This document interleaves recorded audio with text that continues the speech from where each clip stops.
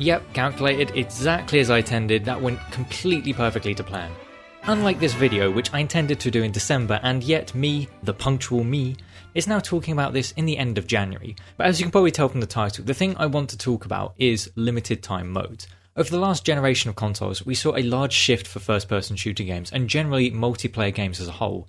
From going from paid-for DLCs and extra content being funded in that way, to a live service model where players can buy microtransactions, small little cosmetic-only items, unless you were Call of Duty, which decided to milk the cash cow until 2019, and then provided all of the game-changing content free to all players, sometimes by challenges, or sometimes just giving it all to players and seeing what they do with it.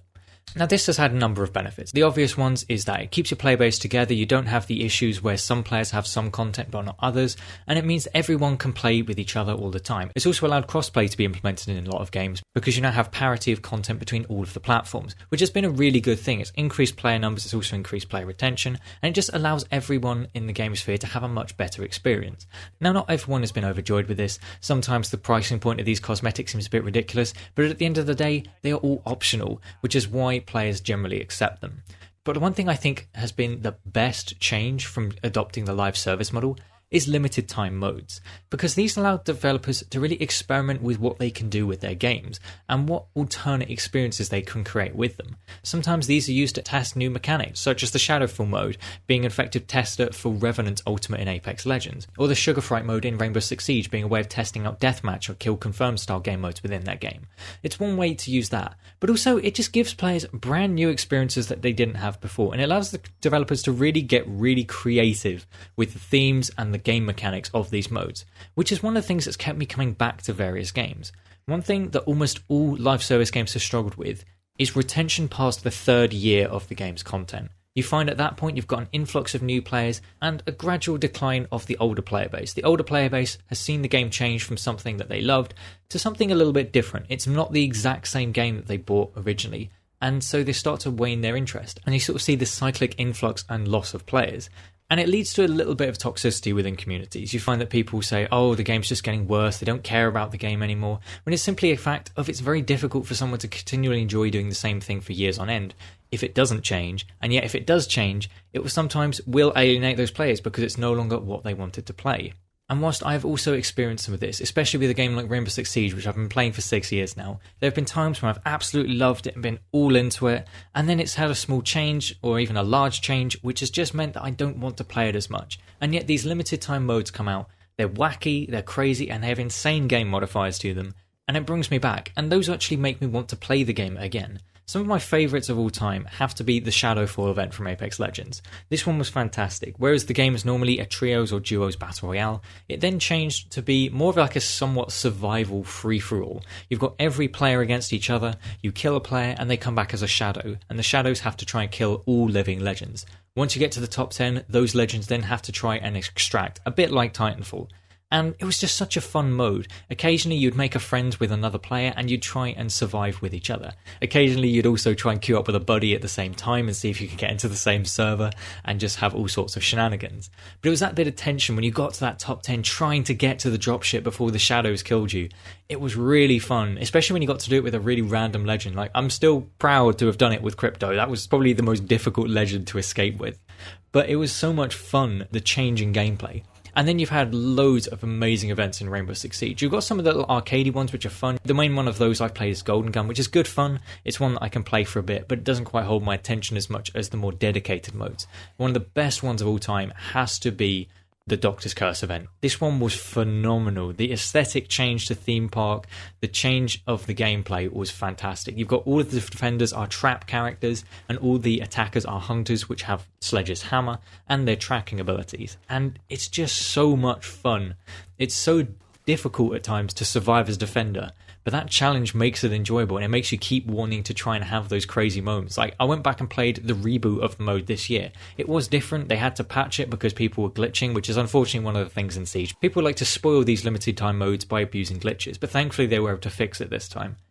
But there were just so many fun moments where you just bait someone into a trap, or as a hunter you drop off a balcony and smack someone with a hammer just as your feet touch the ground. It felt absolutely amazing. Not because it was the most skillful thing, it was just wacky and fun and crazy.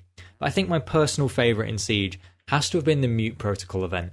This one was such a creative idea where attackers could teleport and become their drones and immediately pop up as soon as they exited it. And defenders had the same mechanic with their cameras. They'd disappear to go on their cameras and then they could reappear where the camera was.